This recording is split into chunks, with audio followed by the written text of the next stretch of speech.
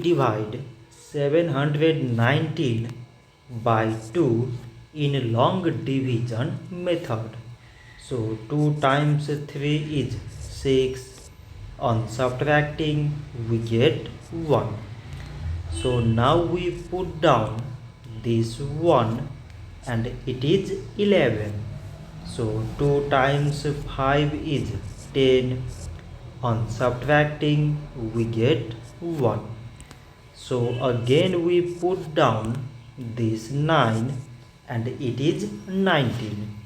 So 2 times 9 is 18.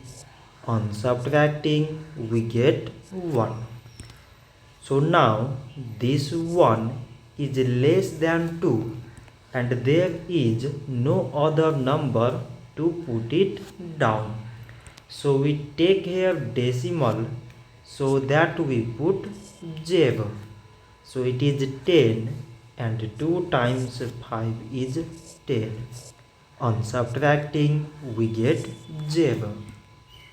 So 719 divided by 2 is 359 decimal 5.